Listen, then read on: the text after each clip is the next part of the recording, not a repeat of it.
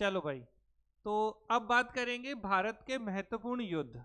10 minute बस शांति से आपको सुनना है और हम बहुत सारे युद्ध आपको अगले 10 मिनट में पढ़ा देंगे। तो बिल्कुल धैर्य बना के सोचते समझते। देखिए, सबसे पहले हम बात करेंगे बैटल ऑफ प्लासी की। ठीक है, तो बैटल ऑफ प्लासी या प्लासी का युद्ध बेटा 23 जून 1757 को हुआ था। कब हुआ? 23 जून 1757 को प्लासी का युद्ध होता है। इस युद्ध में एक तरफ सिराजुद्दौला थे और दूसरी तरफ कौन थे? बताइए जल्दी से। Robert Clive. तो सिराजुद्दौला और रॉबर्ट क्लाइव के बीच में ये युद्ध हुआ था। किनके बीच में हुआ था? सिराजुद्दौला और रॉबर्ट क्लाइव के बीच में। और प्लासी का युद्ध बेटा भारत के इतिहास में सबसे महत्वपूर्ण युद्धों में इसलिए माना जाता है। तो अगर आपसे पूछा जाए ब्रिटिशर्स या अंग्रेजों की भारत में सत्ता सबसे पहले किस युद्ध के बाद स्थापित होती है, तो वो था प्लासी का युद्ध। और इस समय रॉबर्ट क्लाइव सबसे पहले 1757 में आता है और यहाँ ये डिवाइड एंड रूल, फूट डालो शासन करो की नीति के अंतर्गत रॉबर्ट क्लाइव सिराजुद्दौला के जो कमांडर इन चीफ या सेनापति थे मीर जाफर को अपनी तरफ कर लेता है।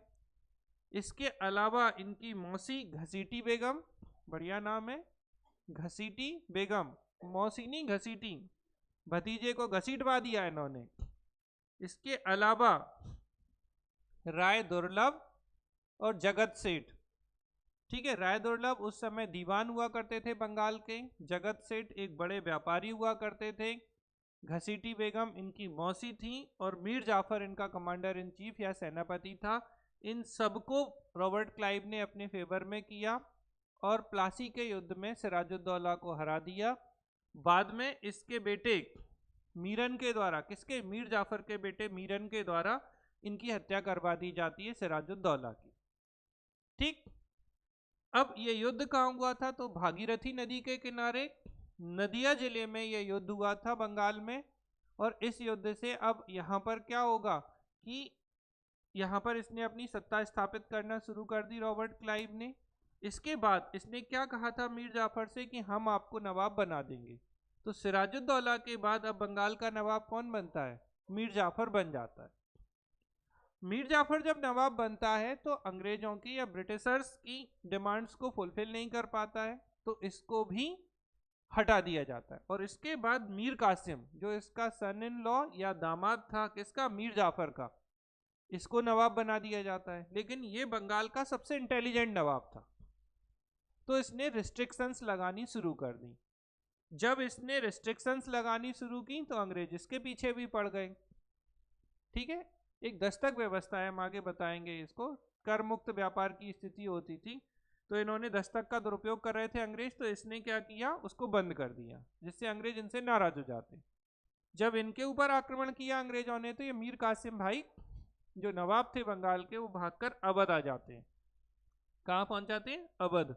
और अवध के जो उस समय के नवाब हुआ करते थे वो सुजाउद्दौला थे। सुजाउद्दौला के यहाँ ऑलरेडी पहले से मुगल एम्परर शाह आलम सेकेंड विद्वान थे। और इस तरीके से इन तीनों ने डिस्कशन किया। बंगाल के पूर्व नवाब मीर कासिम, अवध के नवाब सुजाउद्दौला, नॉट सिराजुद्दौला। सिराजुद्दौला कहाँ थे? बंगाल के नवाब। ये कौन है? सुजाउद्दौला अवध के नवाब।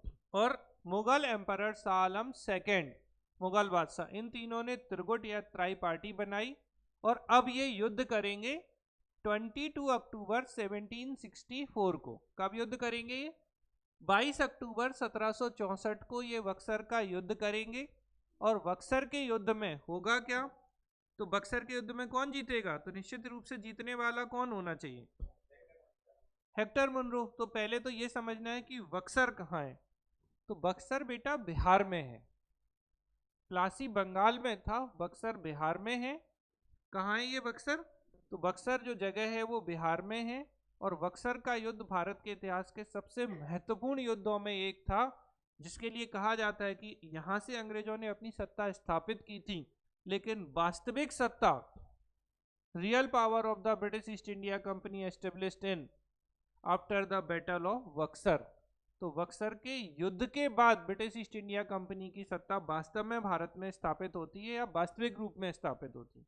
तो बक्सर के युद्ध में मीर कासिम, शुजाउद्दौला और शाह आलम सेकेंड, इन तीनों ने गुट बनाया। अंग्रेजों की तरफ से हेक्टर मुनरो थे and Hector Munro defeated the tri party. Hector Munro ने इस त्रिगुट को पराजित कर दिया। अब क्या होता है, मीर कासिम तो आगे चला जाता है, इसका किस्सा खत्म हो जाता है। इसके बाद जो दो लोग बचते हैं, एक है शुजाउद्दौला और एक है शाह आलम सेकेंड। तो शाह आलम सेकेंड के साथ में पहली संधि होगी, इलाहाबाद की प्रथम संधि। युद्ध हो गया। युद्ध कब हुआ बताइए जल्दी से। बक्सर का युद्ध। तो बक्सर का जो युद्ध हुआ था वो कब हुआ है? 22 अक्टूबर 1764 को हुआ बक्सर का युद्ध। ठीक है। और बक्सर के युद्ध में कौन जीत गया? Hector Munro. तो हेक्टर मुनरो जो है वो जीत गया। बेटा इस समय बंगाल के गवर्नर जो हुआ करते थे वो वेंसी टार्ट थे। अब आपने नाम नहीं सुने होंगे। कौन थे बंगाल के गवर्नर? वेंसी टार्ट। ये कौन है? Governor of Bengal. ठीक है। तो बक्सर के युद्ध के समय बंगाल के गवर्नर वेंसी टार्ट।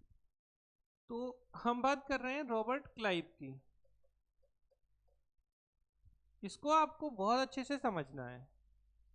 ये है बंगाल का पहला governor, first governor of Bengal. इसका जो टेन्योर है बंगाल में वो बंगाल के गवर्नर के रूप में एक है 1757 से 60 तक का। तो सीधी बात हो गई कि प्लासी के युद्ध में बंगाल का गवर्नर कौन हो जाएगा? Robert Clive. फिर से ये आता है 1765 से 67 के बीच में। जब ये बक्सर का युद्ध जीत जाते हैं ब्रिटिशर्स, तो दोबारा से इसे भेजा जाता है कि जाओ। ठीक है। और चूंकि 3 महत्वपूर्ण लोगों को हरा दिया, बंगाल के नवाब को हरा दिया, ठीक है, अवध के नवाब को हरा दिया, और उससे भी बड़ी बात थी मुगल शासक को हरा दिया। मुगल एम्परर किसको? शाह आलम सेकेंड को हरा दिया। 3 बड़ी शक्ति। अब जैसे देखे बंगाल जीत लिया इनने एक तरीके से, फिर से अवध जीत लिया और मुगल बादशाह को जीत लिया, तो बाकी भारत जीत लिया।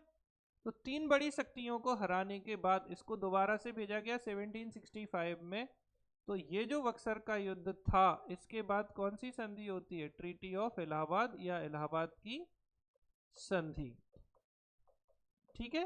तो बेटा यहां पर 2 संधियां होती हैं। इलाहाबाद की फर्स्ट संधि 12 अगस्त 1765 और इलाहाबाद की दूसरी संधि, सेकंड अकेली लिख दूं चल जाएगा। तो इलाहाबाद की जो सेकंड संधि थी, ट्रीटी ऑफ इलाहाबाद सेकंड, वो थी 16 अगस्त 1765 को। तो क्या हो रहा है बेटा? 12 अगस्त और 16 अगस्त में जो संधियां थी इलाहाबाद की, वो 12 अगस्त और 16 अगस्त 1765 को थी। अब इस दौरान पहली जो संधि थी वो थी शाह आलम सेकेंड, और कौन आ गया? ये रॉबर्ट क्लाइव, आरसी लिख देता हूं, इनके बीच। दूसरी जो संधि थी, अब कौन बचे? एक शुजाउद्दौला, कौन थे? अवध के नवाब, और किनके बीच? रॉबर्ट क्लाइव के बीच। मतलब ये इतना चंट व्यक्ति था, ये क्लर्क था ईस्ट इंडिया कंपनी में ब्रिटेन में, लेकिन भारत में आगे गवर्नर बन गया और इतना पैसा लूट के गया कि इससे और प्रेरित हुए बाकी लोग कि चलो हम भी चलेंगे लूटने भारत को। तो ये जो रॉबर्ट क्लाइव था, इसको भेजा गया कि तुम संधि करो जाके और इन्हें लूटो और अच्छे से। अब देखो संधि में क्या होगा। तो 12 अगस्त और 12 अगस्त 1765 और 16 अगस्त 1765 को ये पहली और दूसरी इलाहाबाद की संधि हो जाती है। तो ये सेकेंड संधि है। ठीक है, ट्रीटी ऑफ इलाहाबाद सेकेंड।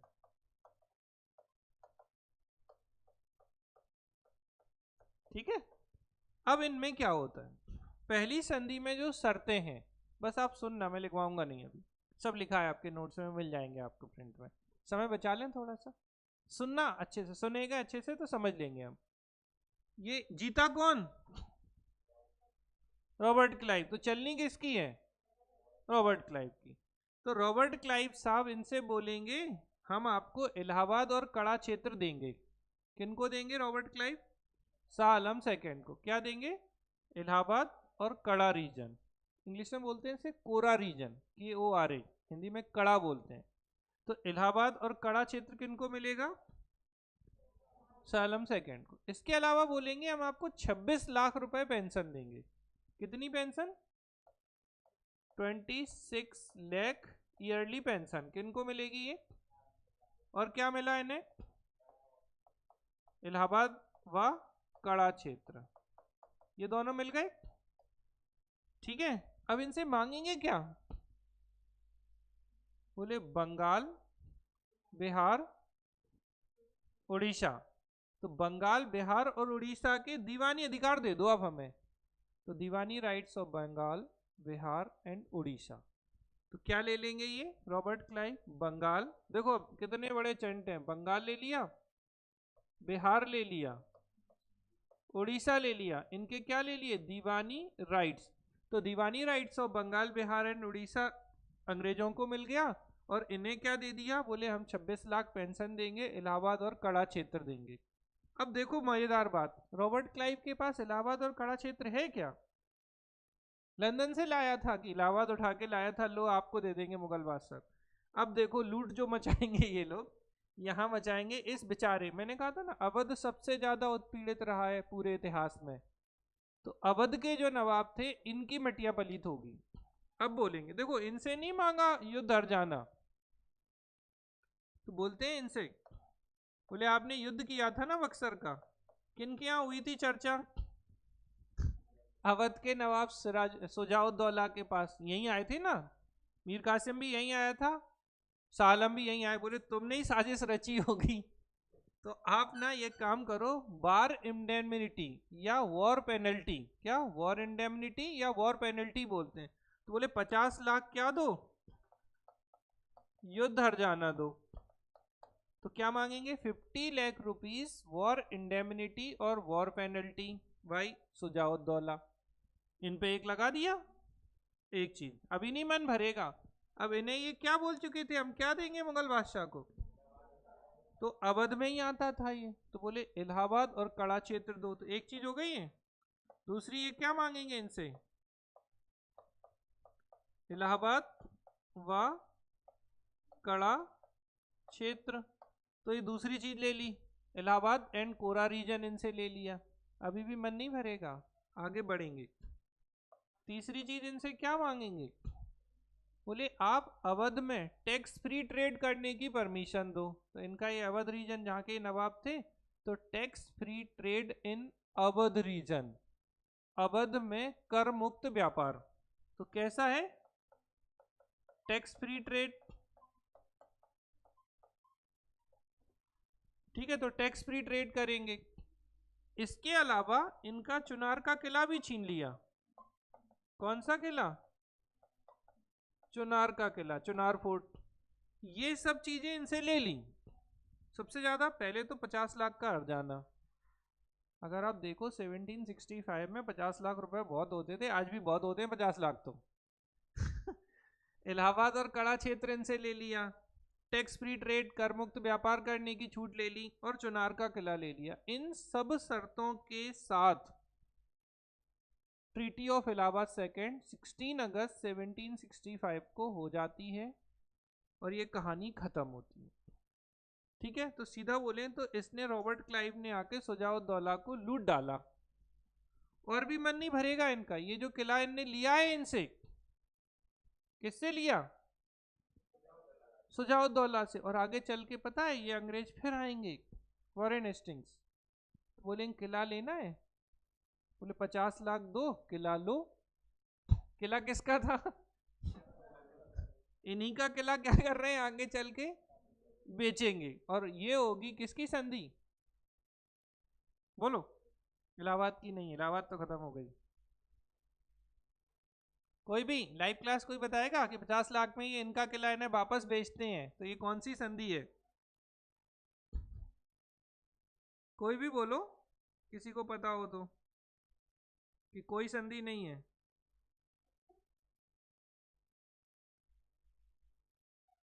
जल्दी बताओ लाइव क्लास।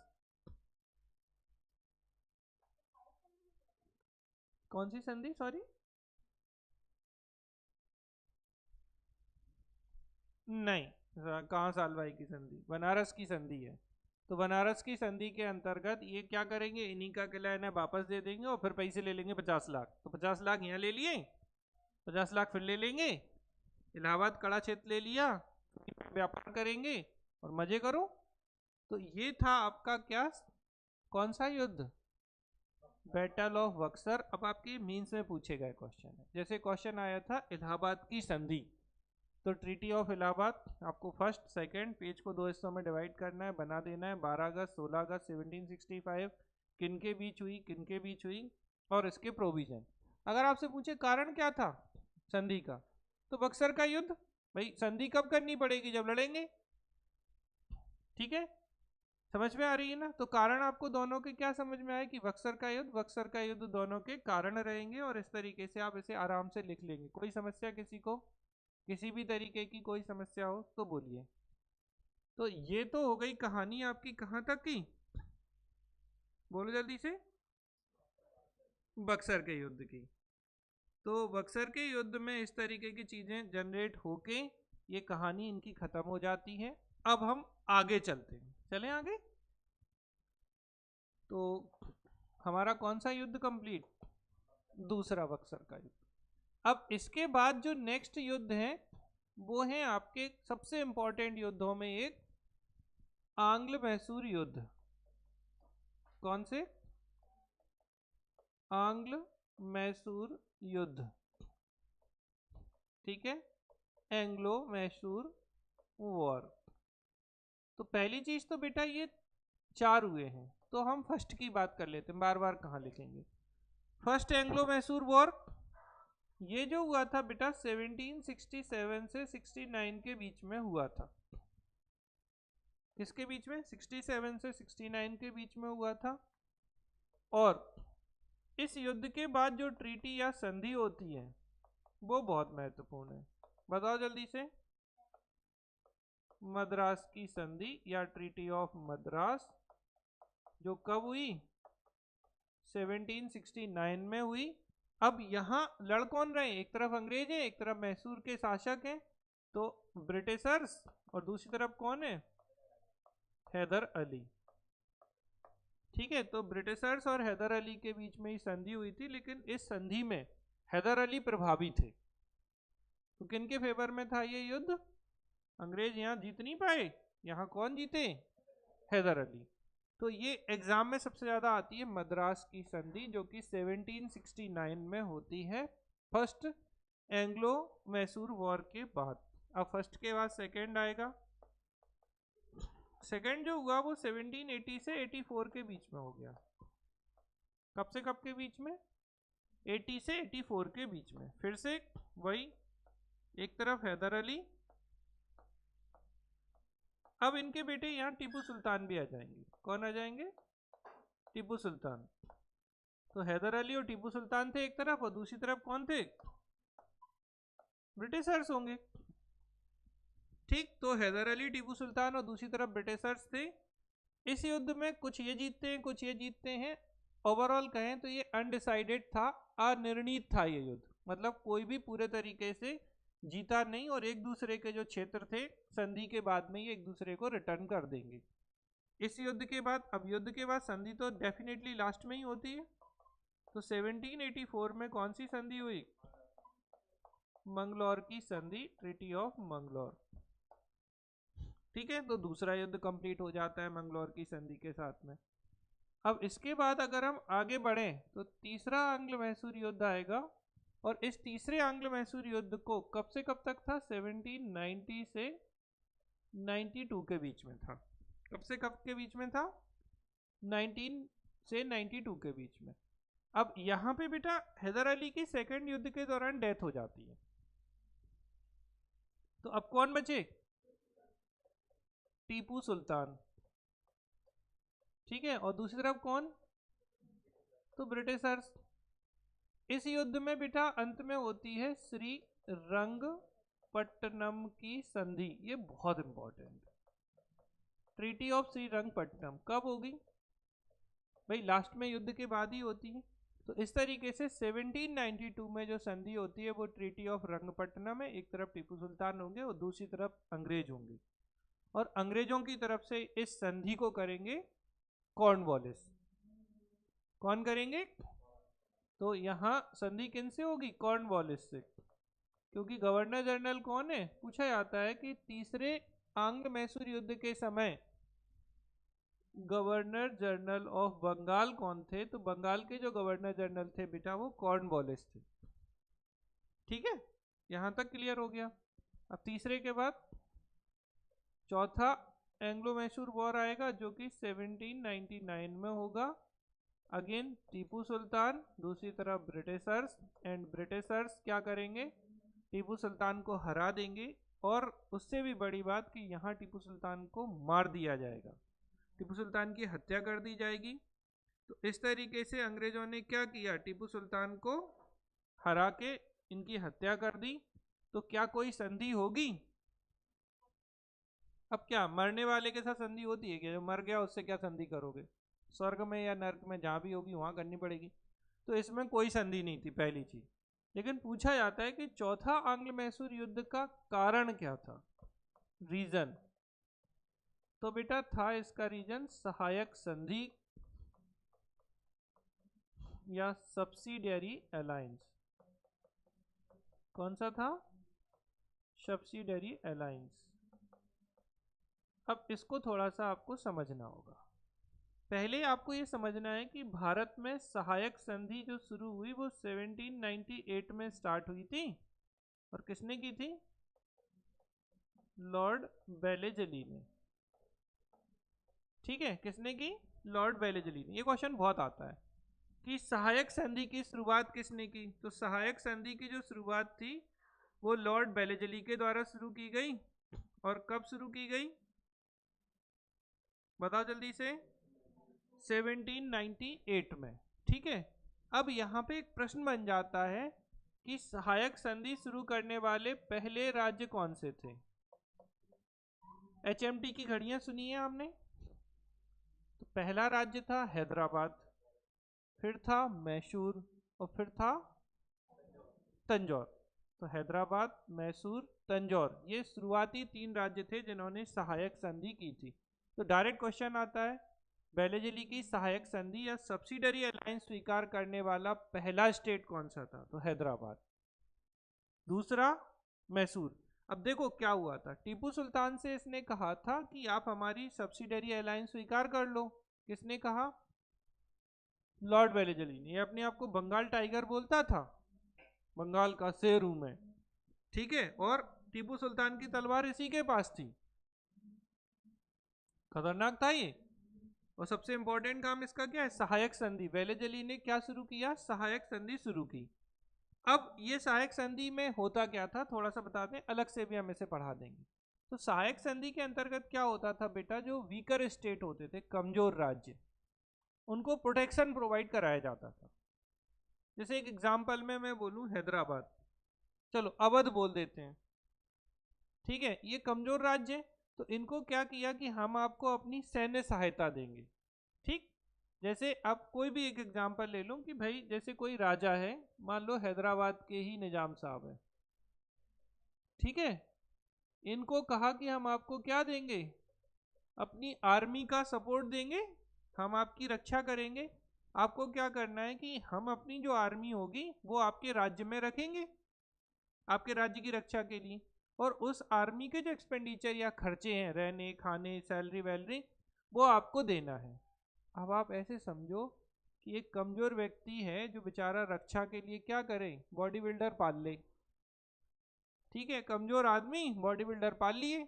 अब बॉडी बिल्डर क्या करेंगे? उसी को खाएंगे खाएंगे और पता चले पूरा खा जाएंगे।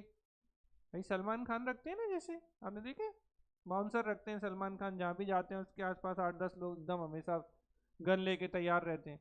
तो अब कमजोर आदमी अगर बॉडी बिल्डर पाल लेगा तो बॉडी बिल्डर ही सब खा जाएंगे। अब इसने सेना रखी, सेना का बड़ा खर्च था, सेना ने खाते गए खाते गए खाते गए, और ये बोलते थे कि सहायक संधि में हम अपने आपके यहाँ एक रेजिडेंट रखेंगे ब्रिटिश अधिकारी, लेकिन वो आपके इंटरनल अफेयर्स में कोई हस्तक्षेप नहीं करेगा। लेकिन वो भी इनके मामलों में हस्तक्षेप करता था। आप किसी से संधि नहीं कर सकते, बिना हमसे पूछे युद्ध नहीं कर सकते, तो भैया किसी और की जरूरत क्या है, तुम ही खा जाओगे और कोई क्या। तो बेचारे को खाते जाते कमजोर और कमजोर हो जाता, और फिर बोलते आ जाओ ब्रिटिश साम्राज्य में, उस राज्य को मिला लेते। तो एक एक करके ये क्या कर रहा था, हैदराबाद को मिलाया, टीपू सुल्तान की डेथ हो गई, मैसूर को मिला लिया 1799 में, तंजौर को मिला लिया, अवध को मिला लिया, पेशवा को मिला लिया, सिंधिया को मिला लिया, होलकर को मिला लिया, ठीक है, मराठों को मिला लिया, सबको एक एक करके ये मिलाता जा रहा था सहायक संधि के अंतर्गत। तो ये खतरनाक व्यक्ति था, इससे जीत कोई सकता नहीं था उस समय की स्थितियों में। तो ये सारी चीजें चल रही थी। तो 4 एंग्लो मैसूर वॉर हुए हैं, जो कि सबसे पहला 1767 से 69 के बीच में टीपू सुल्तान और अंग्रेजों की तरफ से, और इस युद्ध में टीपू सुल्तान जीत जाते हैं और मद्रास की संधि होती है 1769 में। सेकेंड वॉर 1780 से 84 के बीच में होता है, जो कि किनके बीच, हैदर अली, टीपू सुल्तान और दूसरी तरफ अंग्रेज। और अंग्रेजों को अगर आप इस समय के गवर्नर जनरल ऑफ बंगाल की बात करें तो अंग्रेजों की तरफ से गवर्नर जनरल कौन थे यहाँ, वॉरेन हेस्टिंग्स। तो वॉरेन हेस्टिंग्स जो थे वो गवर्नर जनरल थे, ठीक है। और अगर नहीं समझ में आता है तो इनका टेन्योर भारत में 1772 से 85 तक था। तो अब आप समझ ही सकते हो 80 से 84 के बीच में युद्ध चले हैं, और वॉरेन हेस्टिंग यहाँ पे बंगाल के गवर्नर और फिर बंगाल के गवर्नर जनरल भी बनते हैं। ये बंगाल का अंतिम गवर्नर भी था, और ये बंगाल का पहला गवर्नर जनरल भी था। ये जब हम गवर्नर और गवर्नर जनरल अलग से आपको अच्छे से बताएंगे तो आपको बात समझ में आएगी। अभी थोड़ी सी समझ में आई। आपसे पूछा जाए बंगाल का पहला गवर्नर कौन था, रॉबर्ट क्लाइव। बंगाल का अंतिम गवर्नर कौन था, वॉरेन हेस्टिंग। लेकिन पूछे बंगाल का पहला गवर्नर जनरल कौन था, तो ये वॉरेन हेस्टिंग ही था, ठीक है। किसी के मन में कुछ प्रश्न तो नहीं है इसको लेके, नहीं तो बता दूं मैं एक्सप्लेन करके। और इतनी बात समझ में आई। तो ये वॉरेन हेस्टिंग उस समय बंगाल के गवर्नर जनरल थे, ठीक। ये कहानी हो जाती है और मंगलौर की संधि हो जाती है। 1790 से 92 के बीच में तीसरा युद्ध हुआ, जिसमें टीपू सुल्तान हार जाते हैं और ये कॉर्नवालिस जीत जाते हैं। और इस युद्ध के बाद श्रीरंगपट्टनम की संधि होती है 1792 में। सबसे बड़ी बात ये थी, इस युद्ध में हारने के बाद टीपू सुल्तान को अपने बेटे तक गिरवी रखने होते हैं पैसा देने के लिए, कि अभी उनके पास पैसा था नहीं, तो बेटे उनके ब्रिटिश कंपनी के पास में रख दिए थे कि हम आपको पैसा दे देंगे, बाद में हमारे बच्चे छोड़ देना। अंतिम युद्ध होता है, कारण था सहायक संधि स्वीकार न करना। तो टीपू सुल्तान ने सब्सिडरी अलायंस को स्वीकार नहीं किया, जिसके कारण वेलेजली ने इनके ऊपर आक्रमण कर दिया, और इस युद्ध में टीपू सुल्तान हारते हैं तथा इनकी डेथ हो जाती है। और फाइनली जो मैसूर राज्य था उसे सब्सिडरी अलायंस के अंतर्गत ब्रिटिश ईस्ट इंडिया कंपनी में मिला लिया जाता है। और एक छोटा सा बच्चा था, ठीक है, उसको बोडियार वंश का या बादियार वंश का जो शासक था, एक छोटे से लड़के को यहाँ ये डमी शासक बना देते हैं, और मैसूर को किस में मिला लेते हैं, ब्रिटिश ईस्ट इंडिया कंपनी में मैसूर को मिला लिया जाता है। तो इस तरीके की चीज़ें हैं जो यहाँ पर हुई थी। कोई डाउट किसी को? नॉर्मली तो नहीं पूछते वो, अगर आप कारणों पे जाएं, चलो बता देते हैं। पहले का कारण क्या था आंग्ल मैसूर युद्ध का? कर्नाटक सीमा विवाद। पहले का क्या कारण था? कर्नाटक सीमा विवाद, ठीक है। तो कार्नेटिक बाउंड्री डिस्प्यूट था कारण। दूसरे युद्ध का कारण क्या था? तो माहे पे आक्रमण कर दिया था इन्होंने, ठीक है, टीपू सुल्तान ने। तीसरे के कारण की बात करें तो तीसरे के कारण क्या है कि ये लोग कर्नाटक से, फिर इनका विवाद है अंग्रेजों के साथ में। और चौथे का, एक्चुअली इसी का कारण पूछा गया है बस, कि चौथे आंग्ल मैसूर युद्ध का कारण क्या था? तो टीपू सुल्तान द्वारा सहायक संधि को स्वीकार न करना। ठीक है ना। तो Tipu Sultan did not accept the subsidiary alliance, इन्होंने स्वीकार नहीं की थी और इसी के कारण जो युद्ध है ये हो रहा था। तो इस तरीके से ये 4 आंग्ल मैसूर युद्ध हो जाते हैं। अब जैसे हमने आपको बताया पहले जैसे दूसरे के समय तो गवर्नर कौन थे बंगाल के, गवर्नर जनरल वॉरेन हेस्टिंग। तीसरे के समय कॉर्नवालिस। चौथे के समय बेलेजली। पहले के समय बंगाल के गवर्नर कौन होंगे? अब बताओ किसी को पता हो। लाइव क्लास बोलो। पहले आंग्ल मैसूर युद्ध के समय बंगाल के गवर्नर कौन थे? बंगाल के गवर्नर। Very good. तो यहाँ थे वारेलेस्ट। कौन थे बंगाल के गवर्नर? वारेलेस्ट। अब ये बहुत कम किताबों में आपको देखने को मिलेगा। तो वारेलेस्ट जो थे वो बंगाल के गवर्नर थे। थोड़ा सा एक चीज आप समझ लीजिए, अभी मैं फिर से रिपीट यहाँ आ जाऊंगा। देखिए क्या हो रहा है मैं बताऊं।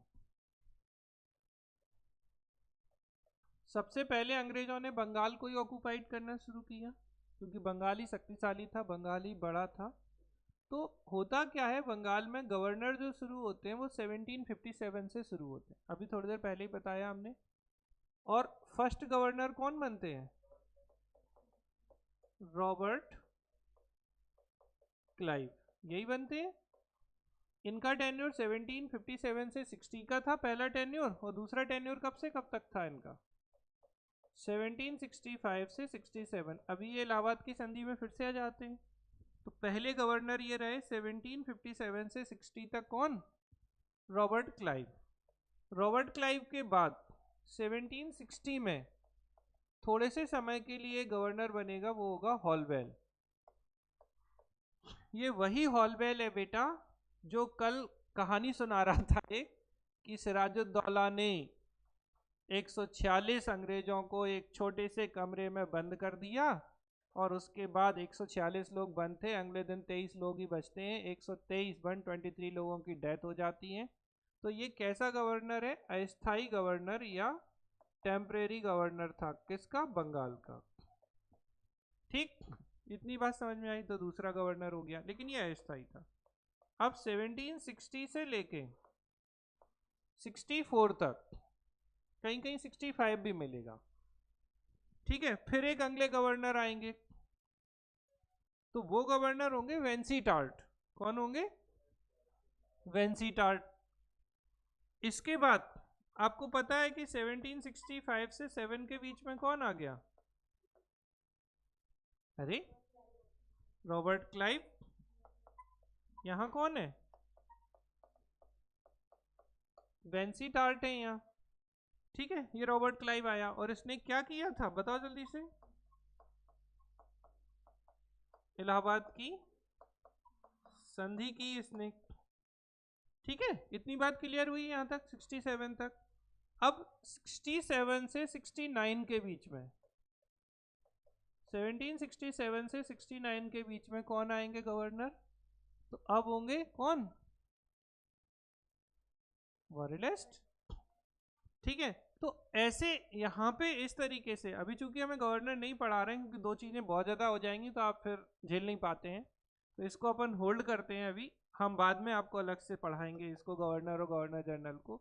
तो अभी आप इतने पे फोकस करिए। फर्स्ट एंग्लो मैसूर वॉर 1767 से 69 के बीच में हुआ, जहां हैदर अली और अंग्रेजों के बीच हुआ था। यहाँ वॉरेलेस्ट थे बंगाल के गवर्नर इस युद्ध के दौरान, और ये जो है मद्रास की संधि से समाप्त होता है। क्वेश्चन यहाँ से बनता है कि मद्रास की संधि कब हुई और किन, ठीक है, किस युद्ध के? तो पहले युद्ध के बाद मद्रास की संधि ट्रीटी ऑफ मद्रास 1769 में हुई। इसके बाद सेकेंड युद्ध होगा 1780 से 84 के बीच में, और इस युद्ध में भारत, बंगाल के जो गवर्नर जनरल है, सॉरी भारत के नहीं, वो वॉरेन हेस्टिंग है, और 1784 में मंगलौर की संधि से सेकेंड युद्ध समाप्त हो जाता है। इतनी बात तो सबको समझ में आ ही रही होगी। तीसरा युद्ध है 1790 से 92 के बीच में हो रहा है, श्रीरंगपट्टनम की संधि है, और 1792 में श्रीरंगपट्टनम की ट्रीटी के साथ यह युद्ध समाप्त हो जाता है, और इस समय बंगाल के गवर्नर जनरल कॉर्नवालिस थे। चौथा युद्ध होता है 1799 में, और 1799 में ये जो युद्ध होता है, ठीक है, इस युद्ध में टीपू सुल्तान हारते हैं, इनकी डेथ हो जाती है और बेलेजली जो है यहाँ पर इसे हत्या लेता है, सहायक संधि कर लेगा बाद में। कारण क्या था? तो सब्सिडरी अलायंस या सहायक संधि इन्होंने नहीं की। सहायक संधि बेलेजली की, सब्सिडरी अलायंस करने वाले पहले 3 राज्य कौन थे? हैदराबाद, मैसूर और तंजौर थे। और सहायक संधि किसने शुरू की? बेलेजली ने। और आपको मैंने बता दिया कि सहायक संधि जो वीकर या कमजोर राज्य होते थे वो करते थे, सेना रखी जाती थी, एक ब्रिटिश रेजिडेंट रखा जाता था, बाद में ये उस राज्य को अपने राज्य के अंतर्गत मिला लेते थे। इतनी बात क्लियर? तो ये हुए आपके 4 एंग्लो मैसूर वॉर। इसके बाद 3 है इंपॉर्टेंट आंग्ल मराठा युद्ध। क्या है? ठीक है, तो अब हम बात कर रहे हैं एंग्लो मराठा वॉर पर।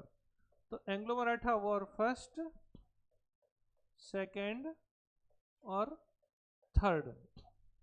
पूरे इतिहास में अगर सबसे ज्यादा ट्रीटी किसी युद्ध के दौरान आपको दिखेंगी तो इन युद्धों के दौरान दिखती हैं।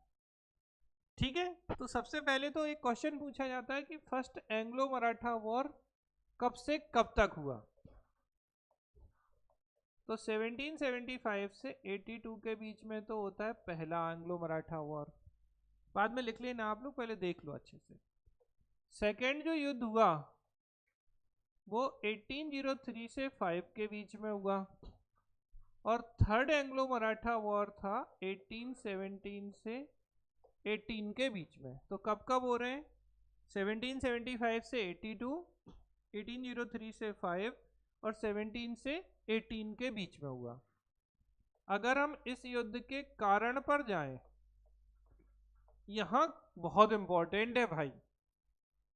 मतलब यहां तो संधि से ही युद्ध शुरू होगा और संधि पे ही खत्म होगा। मतलब युद्ध के पहले संधि होगी और युद्ध के बाद संधि होगी। तो यहां इस युद्ध का कारण क्या होगा? बोलो भाई। सूरत की संधि। बहुत बढ़िया। तो सूरत की संधि कब हुई थी? 1775 में सूरत की संधि से ये युद्ध शुरू होगा, फर्स्ट एंग्लो मराठा वॉर। और बेटा ये समाप्त किससे होगा? तो यहां एक संधि होती है सालवाई की संधि। अच्छा, भूलते लोग यही है, इसलिए मैं अभी बोल रहा हूं, लिखने पे जोर नहीं दो, समझने पे दे दो।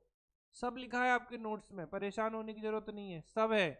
थोड़ा समझ लो, बोर्ड खाली छोड़ देंगे, लिख भी लेना, कोई दिक्कत नहीं है। ठीक है, तो यहां पर क्या हो रहा है बेटा? ये जो सालवाई की संधि है ये कब होगी? निश्चित रूप से 1782 में होगी, तो ये समाप्त हो जाएगा। इतनी बात समझ में आई? सेकंड पे बात करें तो ये जो युद्ध है ना, यहां पर बेटा एक संधि होती है, वसीन की संधि। कौन सी संधि? लेकिन याद रखिएगा कि वसीन की संधि 1802 में थी। एक्चुअल में second Anglo Maratha war treaty of Bassein से स्टार्ट होता है। ठीक है, समझ में आ रही है बात? तो वसीन की संधि से ये शुरू हुआ और समाप्त कहां होगा? तो राजपुर घाट की संधि पर ये समाप्त होगा। किस पर? राजपुर घाट। निश्चित रूप से लास्ट 5 में ही है। तो राजपुर घाट की जो संधि है इस पर ये युद्ध जाके समाप्त हो जाएगा। ठीक है, इसमें आते हैं थर्ड में। 1817 के युद्ध का कोई ऐसा सीधा कारण नहीं है कि इससे ये इस संधि से शुरू हुआ था, लेकिन फिर भी इस युद्ध की शुरुआत में एक संधि होती है, ट्रीटी ऑफ ग्वालियर। किसकी संधि बेटा? ग्वालियर की संधि। और यहां से ये युद्ध शुरू हो जाता है। ठीक, तो ये कब होगी? निश्चित रूप से 17 में ही होगी। तो इतनी चीजें जो हैं वो आपको यहां याद रखनी है। अभी संधियां खत्म नहीं हुई। अब आते हैं हम एक एक करके सबके गवर्नर जनरल पर। ठीक है, तो गवर्नर जनरल ऑफ बंगाल किसके समय? पहले एंग्लो मराठा वॉर के समय। अब आप बताओ 1775 से 82 के बीच में कौन था गवर्नर जनरल? अभी थोड़ी देर पहले ही पढ़ा हमने, आप अगर बैक में देखना चाहें तो देख लीजिए। कौन था? 1772 से 85 तक वॉरेन हेस्टिंग था। तो गवर्नर जनरल कौन है?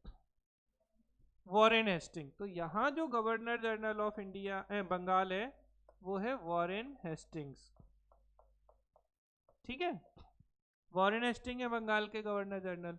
अब हम बात करें यहाँ पे दूसरे युद्ध में। दूसरे युद्ध में कब से कब तक चल रहा है? 3 से 5 के बीच में। अब कौन होगा? अरे अभी तो देखा आपने, 1798 में कौन था? वेलेजली। और ये कब तक था? 1805 तक। तो भैया कौन हो गया? तो दूसरे में गवर्नर जनरल ऑफ बंगाल कौन? वेलेजली। तीसरे युद्ध की बात करें, 1817 से 18 तक के बीच में ये युद्ध हो रहा है। तो यहाँ पर बेटा जो गवर्नर जनरल था बंगाल का वो था लॉर्ड हेस्टिंग्स। कौन था? वॉरेन हेस्टिंग्स नहीं, इसका टेन्योर 1813 से 23 तक था। अब देखो डेटा का खेल, आपकी याददाश्त और डेटा के बीच में कितना आप याद रख पाते हैं। 1813 से 23 के बीच में Hastings, Wellesley, Warren Hastings. Warren Hastings और हेस्टिंग्स बिल्कुल अलग अलग हैं। वॉरेन हेस्टिंग कब से कब तक हैं? 1772 से 85 तक हैं। तो आपको पहले गवर्नर जनरल समझ में आए कि बंगाल के गवर्नर जनरल कौन थे इन तीनों युद्धों में। अब क्वेश्चन जो आते हैं पहले हम आपसे बोलते हैं। क्वेश्चन आता है फर्स्ट एंग्लो मराठा वॉर किस संधि से शुरू हुआ? तो सूरत अच्छी नहीं लगी मराठों को एक दूसरे की, तो युद्ध शुरू हो गया। मराठों को एक दूसरे की सूरत अच्छी नहीं लग रही थी, वो लड़ अंग्रेज से रहे थे। ठीक है, और किससे समाप्त होता है? तो ट्रीटी ऑफ सालवाई से ये युद्ध समाप्त 1782 में। ये बहुत इंपॉर्टेंट क्वेश्चन है कि पहला आंग्ल मराठा युद्ध किस संधि से। देखो ऐसे सूरत साल गई, सूरत अच्छी नहीं लगी थी तो लड़ गए थे, फिर साल गई, बस अब रहने दो, बात गई, बोलते ना रात गई बात गई तो साल बाई। तो साल बाई की संधि से ये युद्ध समाप्त हो जाता है। यहां पर बेटा बाजीराव सेकंड पेशवा थे। कौन थे? बाजीराव सेकंड, फर्स्ट नहीं मस्तानी वाले, ये सेकंड। बाजीराव सेकंड जब आपस में लड़के हार जाते हैं, और मराठे पता है कौन कौन लड़ते हैं? ये सिंधिया, होलकर, पेशवा, ये लड़ते हैं आपस में। ये लड़े, बाजीराव सेकंड हार गए, और हार गए तो इनकी बोलते हैं ना अब हमारे बस की नहीं है, तो इनने संधि कर ली बसीन की। किसके साथ? अंग्रेजों के साथ। और जब बसीन की संधि एक तरीके से सब्सिडरी अलायंस सहायक संधि थी, तो भैया एक बात बताओ, पेशवा संधि करेंगे तो ग्वालियर के सिंधिया, होलकर और गायकवाड़ ये लोग बोलेंगे नहीं नहीं हम नहीं मानेंगे संधि को, तो क्या शुरू हो जाएगा? युद्ध शुरू हो जाएगा। तो इस तरीके से बसीन की संधि से ये युद्ध शुरू हो जाता है। सेकेंड एंग्लो मराठा वॉर शुरू हो गया। अब एक एक करके अंग्रेजों के सामने आएंगे। सिंधिया आएंगे, इन्हें हराएंगे। भोसले आएंगे पहले, इन्हें हराएंगे। सिंधिया आएंगे, इन्हें हराएंगे। होलकर आएंगे, इन्हें हराएंगे। और फाइनली होलकर बोलेंगे ठीक है साहब, क्या कर लिया हमने? राजपुर घाट की संधि की, अब आप ही कर लो शासन। तो ये राजपुर घाट की संधि पे समाप्त हो जाता है। एक्चुअल में इस बीच में क्या होता है, एक होती है देवगांव की संधि। किसकी? किससे होती है बेटा ये? और एक कौन सी हो रही है? सुरजी अर्जन गांव। अभी हम ज्यादा आपको बताना नहीं चाह रहे थे, लेकिन अब कुछ कर नहीं सकते। तो ये चार संधियां हैं जो महत्वपूर्ण है। तो शुरू किससे हुआ सेकेंड एंग्लो मराठा वॉर? बसीन की संधि से। और खत्म किस पे होता है? राजपुर घाट। देवगांव की संधि भोंसले से होती है। सुरजी, ऐसे कुछ नहीं याद आए तो सुरजी सा, सिंधिया सा सा, तो सुरजी अर्जन गांव सिंधिया। तो ये किससे हुई संधि? सिंधिया से। देखो राजपुर, होलकर, रारा आ रहा है ना आखिरी में, रारा, तो ये किससे हो रही है? होलकर से। तो होलकर आखिरी में बोलेंगे साहब हमने संधि कर ली, अब अपन युद्ध समाप्त करते हैं। तो राजपुर घाट की संधि, ट्रीटी ऑफ राजपुर घाट से यह युद्ध समाप्त हो जाता है। और इस समय कौन है बंगाल का गवर्नर जनरल? वेलेजली। थर्ड पे आते हैं 1817 से 18 में। आपने सुना होगा एक मराठों स्पेशली सिंधिया के साथ में एक मूवी आई थी सलमान खान की, अगर आपने देखी हो तो। वो रात को लूट लेते थे किसी को भी। कौन थे वो? पिंडारीज। Very good. देखी मूवी? वीर मूवी। हाँ देखो, हम कह रहे हैं ना आपको सब पता है, बस उसको अप्लाई करना है भारत के इतिहास पे। तो वीर जो मूवी आई थी उसमें पिंडारीज थे। तो पिंडारी जो थे बेटा, पिंडारी क्या करते थे? तो पिंडारी ना मराठों के एक तरीके से लुटेरे सैनिक हुआ करते थे। कौन होते थे? लुटेरे। लुटेरे समझते हैं क्या होता है लुटेरे का मतलब? कि ये लूटते थे और रात को आके लूट के काम खत्म कर देते थे। मराठों की तरफ से ये हमला करते थे, लूटते थे, कुछ माल अपने पास रखते थे, कुछ मराठों को देते थे और किस्सा खत्म। पिंडारी से ये लॉर्ड हेस्टिंग बहुत चिढ़ा हुआ था। बोला हम एवोल्यूशन ऑफ पिंडारीज करेंगे, पिंडारियों का दमन करके मानेंगे हम। तो सबसे पहले इसने कहा ग्वालियर के सिंधिया महाराज से, आप ना समझ जाओ, ग्वालियर की संधि कर लो और बीच में आना मत तुम।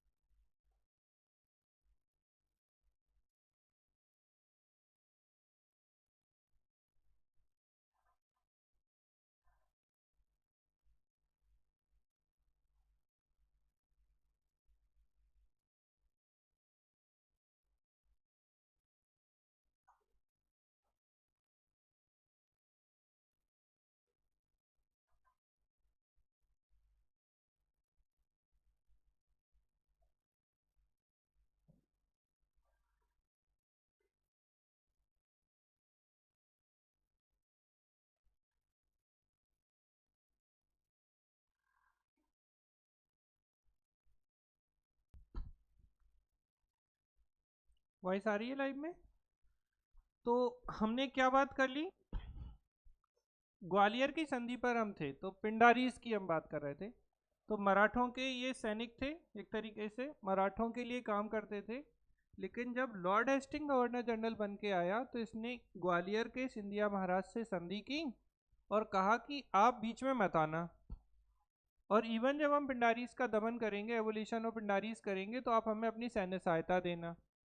इन्होंने स्वीकार कर लिया और इसने पिंडारियों का दमन कर दिया। तो एक क्वेश्चन आता है, पिंडारीज का एवोल्यूशन किसने किया? लॉर्ड हेस्टिंग ने किया था। ठीक है, कहाँ से शुरू हुआ ये युद्ध? मतलब ये इंसिडेंट है, ऐसा नहीं कि इस युद्ध की शुरुआत ये संधि है, बट इस युद्ध के दौरान ये बहुत इंपॉर्टेंट एक घटना है। तो ट्रीटी ऑफ ग्वालियर होती है इसमें।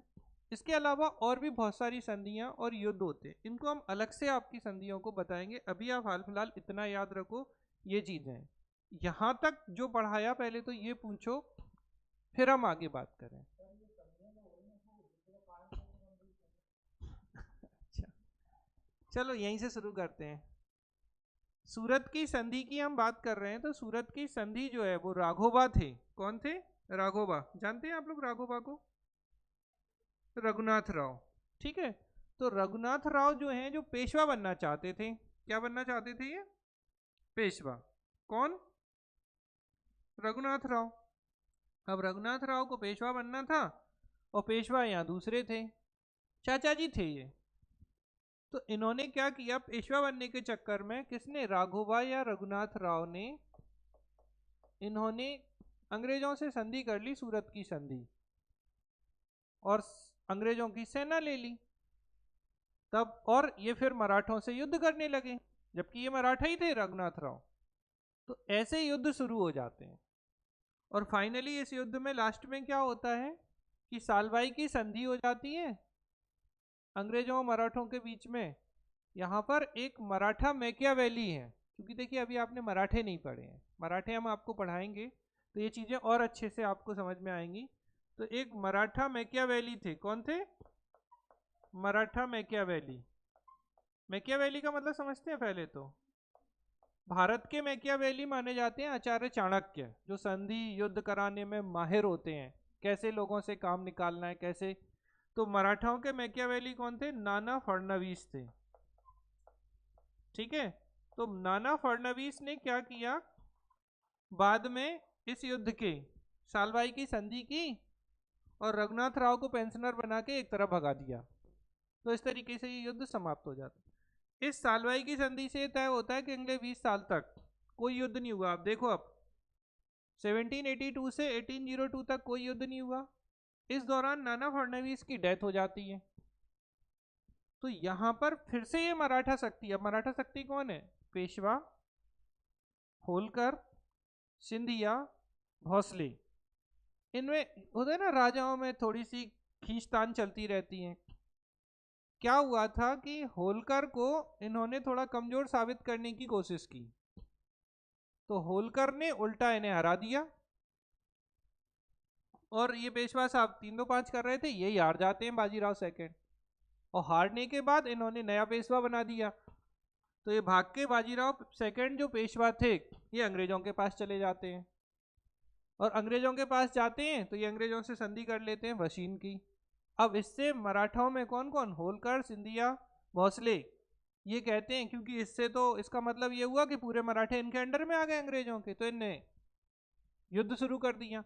युद्ध शुरू होगा तो एक एक करके, जैसे यहाँ देवगांव में भोसले हारेंगे अंग्रेजों से, सुरजी अर्जन गांव में सिंधिया को हराएंगे, ये राजपुर घाट में ये होलकर को हराएंगे। और इस अंतिम युद्ध होने से इसके बाद में ये हार के बैठ जाएंगे। और फिर क्या होगा? ये हार गए। इन सब के हारने के बाद ये युद्ध समाप्त हो जाएगा। अब खत्म यहाँ कहानी। इसके बाद तीसरे में क्या, तो ये बहुत ही बोलते हैं ना खतरनाक गवर्नर जनरल था ये बंगाल का। वो ये कहता था कि भारत को युद्ध मतलब शक्ति के आधार पर ही, तलवार के बल पर ही जीता जा सकता है, शक्ति से ही। तो इसने सबसे पहले ग्वालियर की संधि की और पेशवाओं को क्या किया। अब देखो यहाँ क्या किया कि जैसे ही पेशवा नहीं सॉरी पिंडारीस को हरा दिया।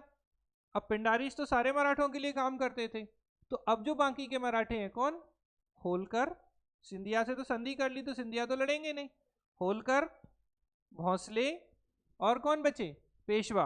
अच्छा, पेशवा बार बार संधि करके फिर मन करता था कि यार नहीं, अपनी स्वतंत्र सत्ता स्थापित करनी है, तो फिर लड़ेंगे और फिर लड़ेंगे तो फिर हारेंगे और फिर हारेंगे। तो फाइनली अब यहाँ पे जो संधि होगी उस संधि से ये युद्ध समाप्त हो जाएगा। जैसे कि अगर हम बोलें कौन सी संधि होती है? मंदसौर की संधि। Very good. तो ये जो मंदसौर की संधि थी, इस मंदसौर की संधि के साथ ही ये पूरी कहानी जो है वो समाप्त हो जाती है। ठीक है, एक पूना की संधि भी होती है यहाँ पे। किसकी? पूना की संधि। पूना की संधि कौन करेंगे? पेशवा करेंगे। और इससे पेशवा का किस्सा खत्म। मंदसौर, मंदसौर किसके पास है? इंदौर के पास है। अरे बोलो ना, इंदौर के पास है ना। और इंदौर में शासन कौन कर रहे हैं? होलकर।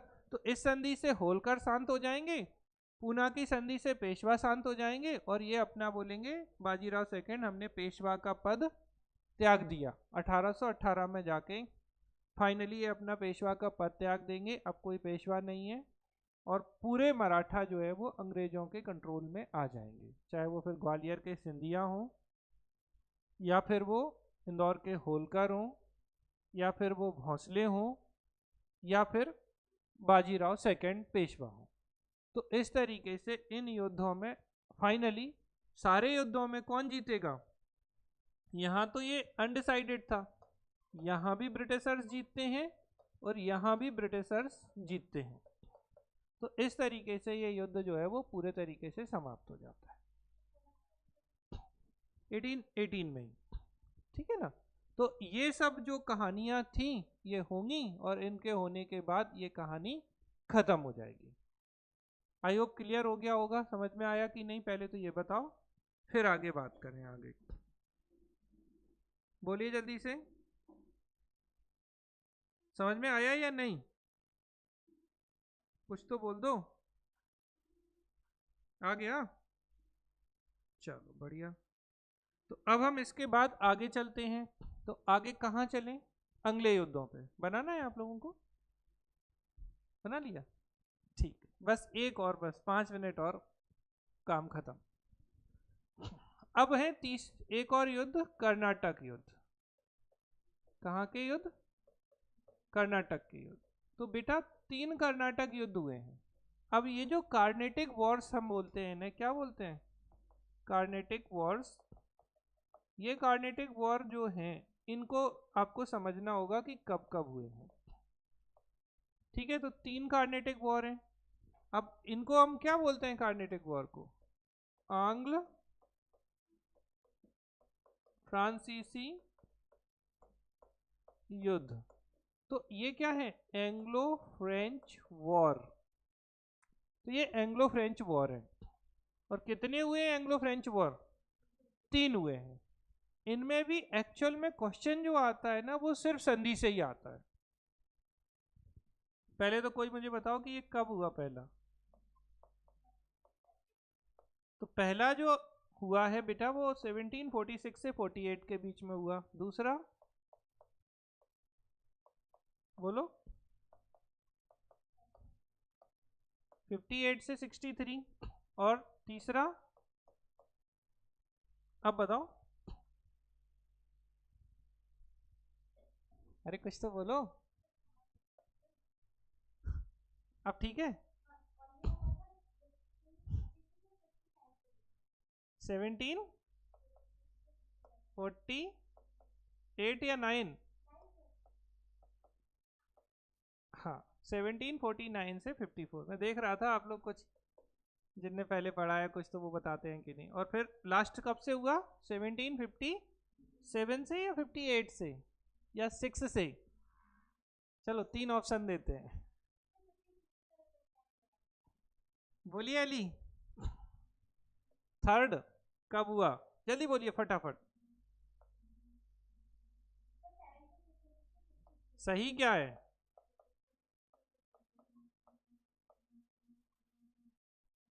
अच्छा, देखिए आप समझिए थोड़ा सा। Very good. अब सुन लो पहले। अच्छा है, अच्छे आंसर कर रहे हैं वे लोग, लाइव वाले बढ़िया बता रहे हैं। देखो 1746 से 48 के बीच में पहला आंग्ल, किन के बीच? आंग्ल मैसूर नहीं है, आंग्ल फ्रांसीसी, अंग्रेज और फ्रांसीसी कंपनियां जो हैं वो आपस में भिड़ेंगी। और पहले युद्ध का कारण क्या है? बोलो? ऑस्ट्रिया का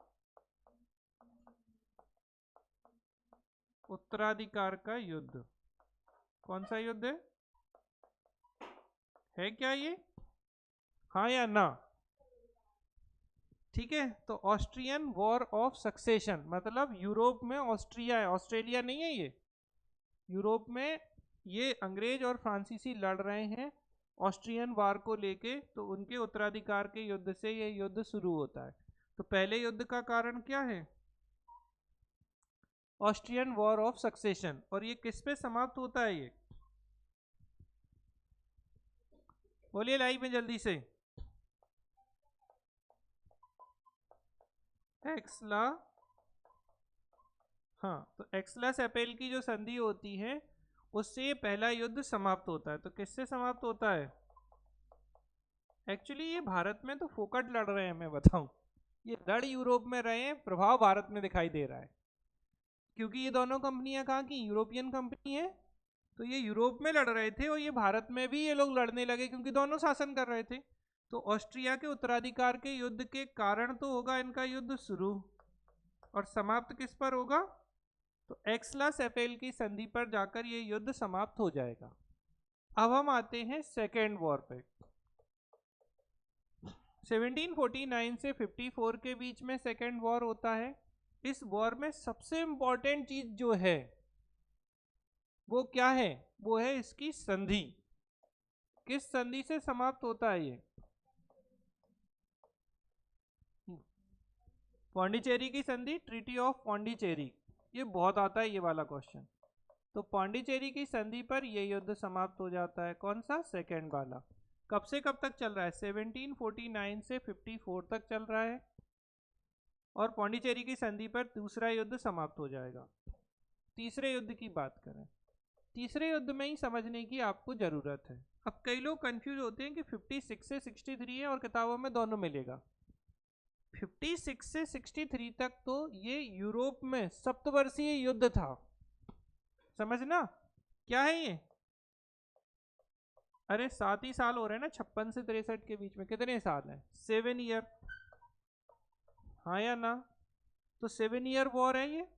56 से 63, 7 ईयर हुए, 56 से 60 और 3 63, तो 7 ईयर वॉर ऑफ यूरोप था ये। इसके कारण तो ये शुरू होता है यूरोप में सप्तवर्षीय युद्ध से, यहां लड़ रहे हैं ये भारत में, शुरू हो गया। तो ये है ये, लेकिन इस 56 में 7 वर्षीय युद्ध शुरू हुआ। भारत में कर्नाटक युद्ध कब शुरू हुए? 1758 से 63 के बीच में। 1758 में इस वॉर के चलते भारत में युद्ध शुरू हो जाता है, और फाइनली अगर हम बात करें ये युद्ध किस पे समाप्त होता है? पेरिस की संधि। तो तीसरा जो आंग्ल फ्रांसीसी युद्ध है वो पेरिस की संधि पर समाप्त हो जाता है। किस पे समाप्त होता है ये? पेरिस की संधि पर। कब होगी पेरिस की संधि? अच्छा, इस युद्ध के दौरान एक महत्वपूर्ण घटना भी होती है, वो है बैटल ऑफ वॉन्डिवॉस। तीसरे किसके कारण? तीसरे आंग्ल, बोलो, फ्रांसीसी युद्ध के कारण। तो तीसरे आंग्ल फ्रांसीसी युद्ध में एक युद्ध होता है बेटा 1760 में। कौन सा युद्ध है ये? वॉन्डिवॉस का युद्ध, बैटल ऑफ वॉन्डिवॉस। ये किस दौरान हो रहा है? तीसरे युद्ध के दौरान ही लड़ाई हो रही है, वॉन्डिवॉस का युद्ध, जिसमें अंग्रेजों की तरफ से, और दूसरे कौन है? फ्रांसीसी, इनकी तरफ से कुछ लोग भाग लेते हैं। उनके नाम बताइए आप लोग, किसको पता है जल्दी से?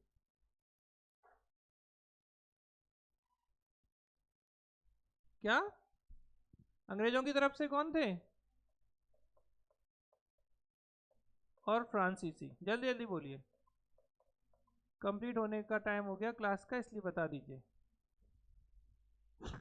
हाँ बोलो।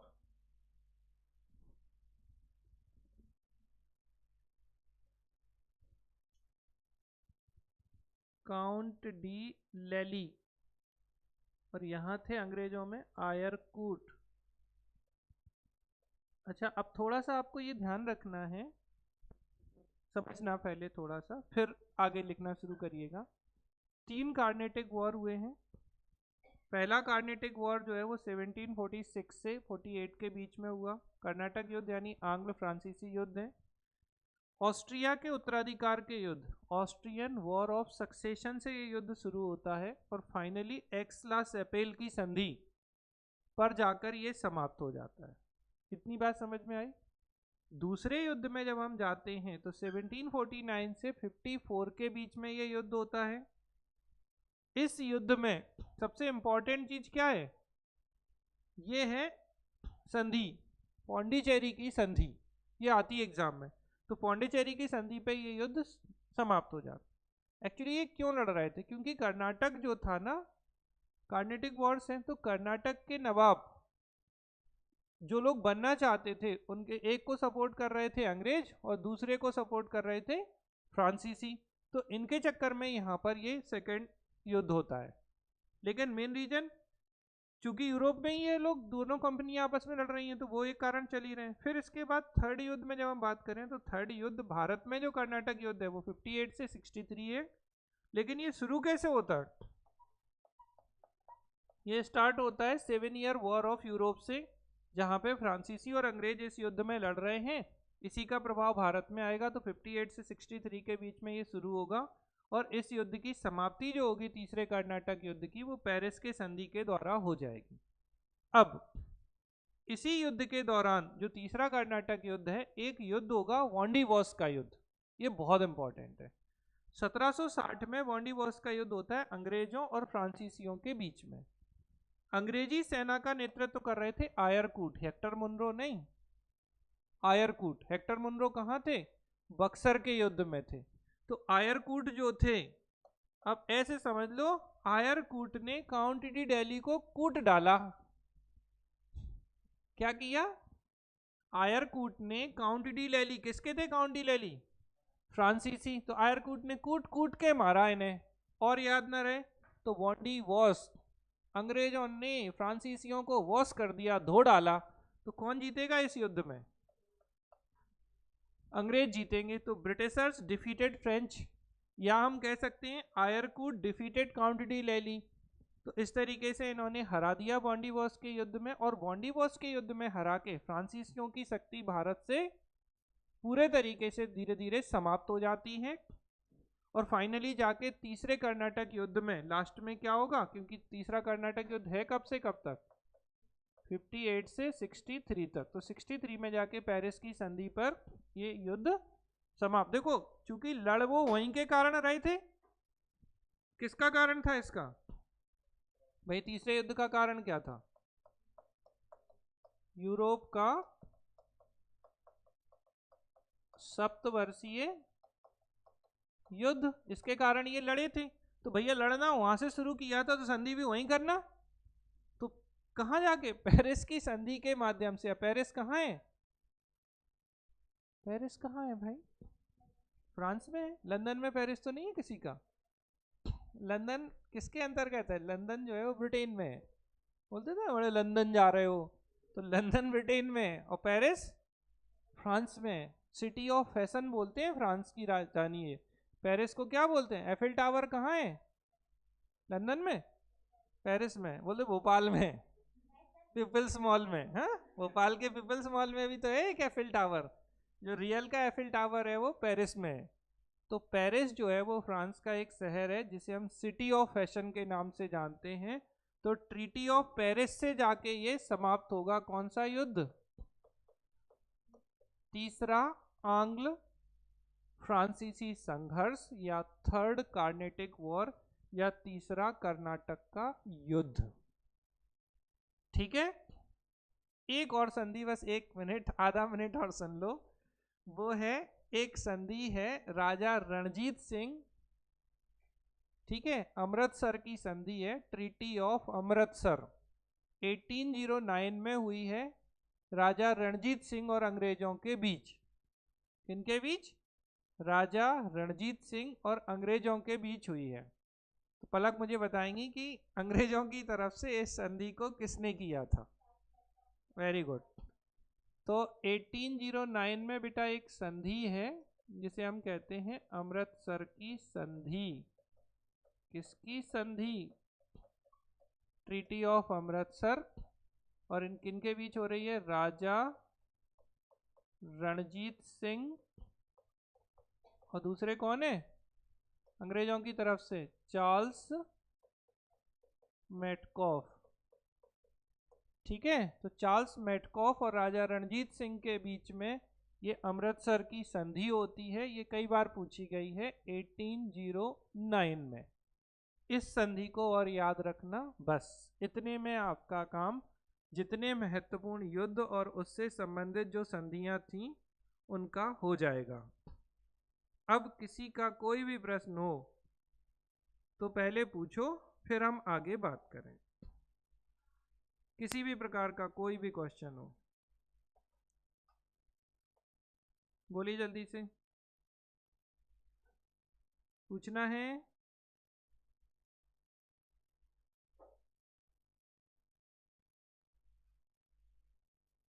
नहीं पूछना है?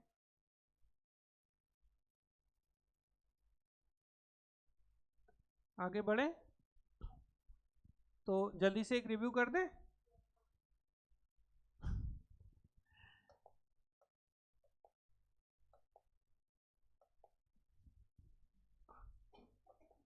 हाँ जी भाई। तो बैटल ऑफ प्लासी, अब बस सुनना, कुछ मत सोचो, सब याद हो जाएगा, टेंशन फ्री रहो और सुनो बस। बैटल ऑफ प्लासी 23 जून 1757 को सिराजुद्दौला और रॉबर्ट क्लाइव के बीच में होता है, जिसमें रॉबर्ट क्लाइव सिराजुद्दौला को पराजित कर देते हैं और ब्रिटिश ईस्ट इंडिया कंपनी यहाँ से सत्ता के रूप में पहली बार स्थापित होती है और बंगाल के पहले गवर्नर रॉबर्ट क्लाइव इस युद्ध के बाद बन जाते हैं। इसके बाद जो अगला युद्ध होता है वो 1764 में है। वैसे तो अब देखो वांडीवॉस आ गया 1760 में बीच में, ठीक है। और अगर आप क्रम से चलना चाहें तो सबसे पहले हम बिल्कुल एंड से आ जाएं, चलो यहीं से बताते हैं, रहने दो जैसे पढ़ा है वैसे।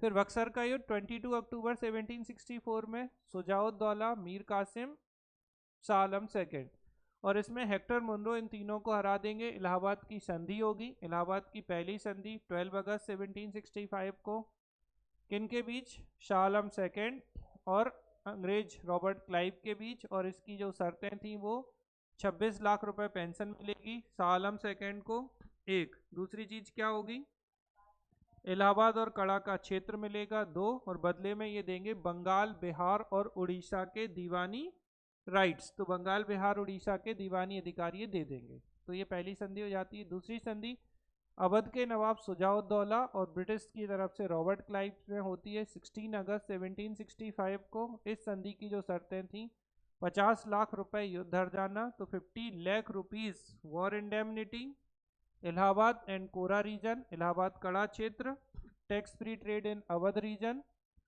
ठीक है। तो अवध में करमुक्त व्यापार की अनुमति और चुनार का किला, इसके साथ ये संधि हो जाती है, न लूट लिया अंग्रेजों ने। फिर हम अगले युद्धों पे चलते हैं, तो हम आते हैं नेक्स्ट है, ये इस कलर कहाँ से बदल गया, आंग्ल मैसूर युद्ध। तो आंग्ल मैसूर युद्ध जो है वो 4 हुए हैं 67 से 69। पहले युद्ध के बाद जो संधि हुई है वो मद्रास की संधि 1769 में हुई है। दूसरा जो युद्ध था वो 80 से 84 के बीच में हुआ है। 84 में जाके इसमें मंगलौर की संधि होती है। वॉरेन हेस्टिंग इस समय बंगाल के गवर्नर जनरल थे। 1790 से 92 के बीच में तीसरा आंग्ल मैसूर युद्ध होता है और श्रीरंगपट्टनम की संधि से 1792 में कॉर्नवालिस के समय ये समाप्त हो जाता है। चौथा युद्ध 1799 में था और इसमें कोई संधि नहीं होगी।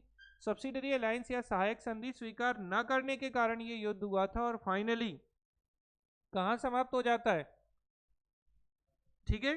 तो टीपू सुल्तान की डेथ के साथ ये समाप्त हो जाता है और उसके बाद वेलेजली जो है वो इस राज्य से, मैसूर से कौन सी संधि कर लेता है, सहायक संधि या सब्सिडरी अलायंस जो है वो कर लेता है और इनकी तलवार इन्हीं के पास थी। फिर आते हैं 3 एंग्लो मराठा वॉर। तो 3 एंग्लो मराठा वॉर, सबसे पहले 1775 से 82 के बीच में फर्स्ट एंग्लो मराठा वॉर है, सूरत की संधि से शुरू होता है।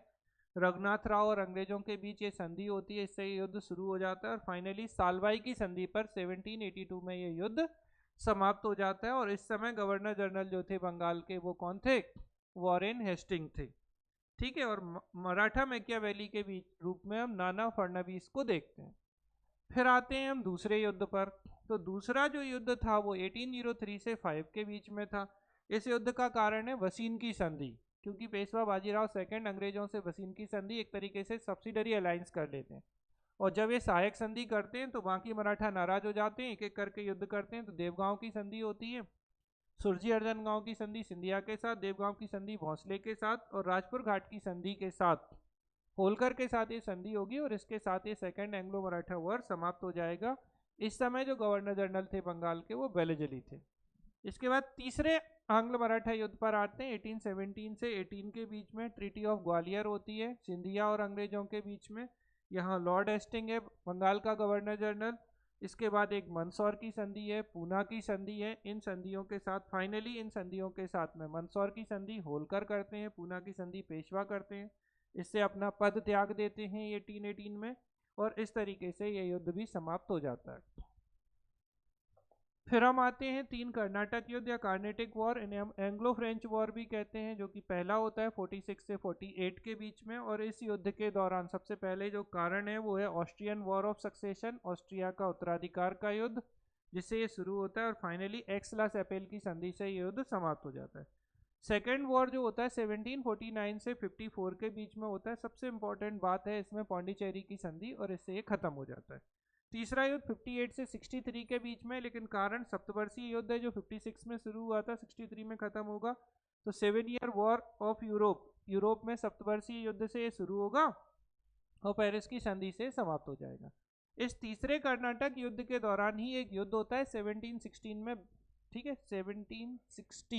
1760 में वॉन्डीवॉर्स का युद्ध, जिसमें ब्रिटिशर्स की तरफ से आयरकूट जो है वो फ्रेंच की तरफ से काउंट डी लैली को हरा देते हैं, और सीधा बोलें तो ब्रिटिशर्स ने फ्रेंच को वॉश कर दिया। तो वॉन्डीवॉर्स का युद्ध हो जाता है और इस तरीके से अंग्रेजों की सत्ता जो है वो पूरे तरीके से स्थापित हो जाती है। अब आप गौर करो, अंग्रेज 1757 में प्लासी में जीत गए, 1760 में इन्होंने फ्रांसीसियों को हरा दिया, 1764 में किन किन को, शाह आलम सेकेंड, शुजाउद्दौला, मीर कासिम को हरा दिया, यानी बंगाल, बंगाल है, अवध है और मुगल बादशाह, इनको हरा दिया 1764 में। 65 में इन सबसे संधियां कर ली। उसके बाद अगर आप देखो तो 80 से 84 के बीच में हम सीधा आ जाएं, 1782 में आंग्ल मराठा युद्ध में मराठाओं को बराबर हो गई, लेकिन 1805 में मराठों को हरा दिया। इससे पहले 1799 में क्या किया, मैसूर को खत्म कर दिया क्योंकि टीपू सुल्तान की डेथ हो गई, और 1805 में जाके मराठों को भी हरा दिया, और फाइनली मराठों को कब, 1818 में जाके हरा दिया। तो 1800, अगर आप देखो 1757 से लेके 1818 के बीच में ये जितनी शक्तियां थी बड़ी बड़ी, चाहे वो मराठा हो, होलकर हो, सिंधिया हो, पेशवा हो, बंगाल के नवाब हो, अवध के नवाब हो, मुगल बादशाह हो, मैसूर हो, इन सबको इन्होंने हरा दिया। और अब एक छत्र राज किसका होगा, ब्रिटिशर्स का। तो ये हैं पूरे युद्ध और इनकी कहानियां। और इस युद्ध में एक जो हमने आपको बताया था, आंग्ल, जैसे आंग्ल सिख युद्ध होंगे उसी दौरान अमृतसर की संधि होगी, और ये राजा रणजीत सिंह और चार्ल्स मेटकॉफ के बीच में होगी। इस समय ये गवर्नर जनरल नहीं थे चार्ल्स मेटकॉफ, इस समय गवर्नर जनरल जो थे बंगाल के वो कौन थे, मिंटो फर्स्ट थे, मिंटो सेकंड नहीं। तो ये है पूरी कहानी। इसमें अब किसी को कुछ भी पूछना है तो पूछिए, नहीं तो फिर हम लोग आगे चलें। ठीक, तो नेक्स्ट क्लास में बात करेंगे आगे, और कुछ नहीं इससे ज़्यादा। चलिए, थैंक यू।